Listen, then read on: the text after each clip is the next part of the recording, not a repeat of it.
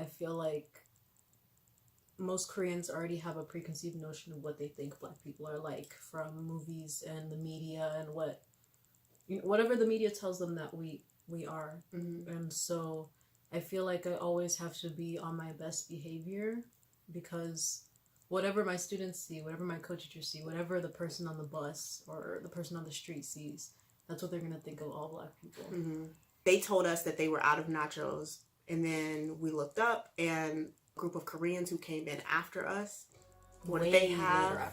What did they have on the table? Nachos. They were eating nachos.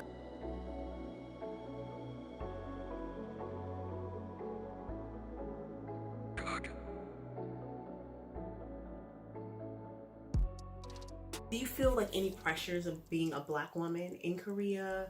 And like, you know, there's many stereotypes that other races have of Black women or Black people. And how do you handle those situations and that pressure? I definitely feel pressure. I think because, like I said, Korea is so homogenous and everyone here pretty much looks the same or wants to look like what they think Koreans should look like. We don't fit into that beauty standard. Like, as much as people try to ignore it and not talk about it, dark skin is not favored here in Korea. Even Koreans that are darker than the average color that Koreans want to be, like some of my co-teachers, I see them wearing foundations that are like as white as a sheet of paper when they are not white. Like, they have melanin in them, you know? And it's hard because you just know that you're not really favored in this country that you're living and working in. Especially as a Black person living here in Korea, I feel like most Koreans already have a preconceived notion of what they think Black people are like from movies and the media and whatever the media tells them that we are. And so I feel like I always have to be on my best behavior, because whatever my students see, whatever my co-teachers see, whatever the person on the bus or the person on the street sees, that's what they're going to think of all Black people. And I have like a love-hate relationship with it, because it can be a good thing, it can be a beautiful thing, you know, helping people to see that we're human too, we're good people. But it can also be so stressful thinking like, I can't act like this, or I can't wear this, or I can't do this, or I shouldn't put my hair like this, because then they're gonna think, oh, I'm a ghetto, or I don't know, I want to be a rapper or something. So it can be very stressful.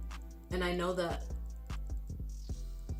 why am I putting all this stress? I shouldn't have to think that I have to put all this stress on myself just to make Black people look good, because at the end of the day, like, I'm not the only Black person in the world, but that's not what Koreans think, you know? Yeah, I feel that pressure sometimes too. Some Koreans at my school like will ask to touch my hair and I say no. I feel like, oh, like, are they gonna think that all Black people are mean, or all Black people are just not wanting to be kind of open to, you know, these kind of questions? And so I think about that. And then also I noticed that there's actually this one kid at my school. He's third grader, which is, Americans would know third graders as ninth graders. I noticed that every time I come around, he's always like throwing up these like random like hands, and he's like, oh, teacher, yeah, like, just like, and I don't know like what he's doing with his hands, but I would assume that he's like supposedly like throwing up gang signs that maybe he saw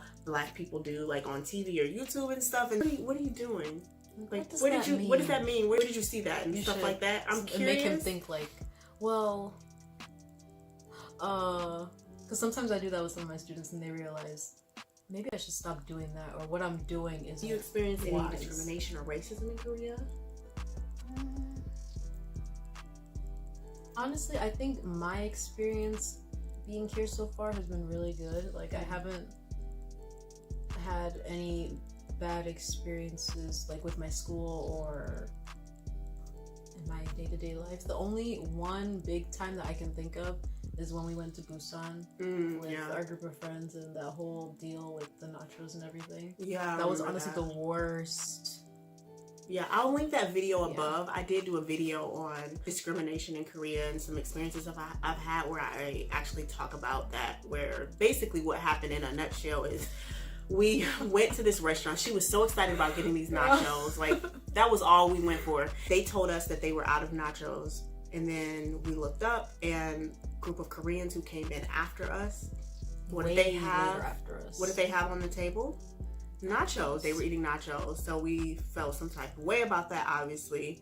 They didn't want me to get deported, so, you know, I kind of calmed down, and I think we just ended up ordering something else and moving on with our lives. There was another experience that I had where I wanted to get on the bus, and I had a drink in my hand, and the bus driver just like pulled off. He told me I couldn't get on, and he pulled off, but literally somebody came off of that same bus with the same drink that I had in my hand, who was Korean. So that made me feel like really sad. And then I remember one time when I went to buy, I was signing up for a phone. Yeah, I got a phone plan, and I just wanted to pay them every month myself, but they wanted it to come out automatically each month. And they said it's because like Chinese people come here and will like buy phones and not pay the bill or something. So I felt like they were like discriminating against me, like because I'm a foreigner, that I wasn't gonna pay them or something. So yeah, those experiences definitely were not good. But I actually made a whole video about that. I'll link that above again. Yeah. But thank you all for watching our video. I hope that sharing our experiences can be helpful for you all, just to give you kind of a little taste of what it's like being Black women in Korea. And our experiences are just our own. It doesn't tell the stories of all the other Black women that are in Korea. We hope you liked the video. Give it a thumbs up if you liked it. Share the video. Comment. Make sure you do hit that subscribe button. Head over to Anne's channel. It's called Hey It's Anne. And subscribe to her channel as well. And we will see you in the next video.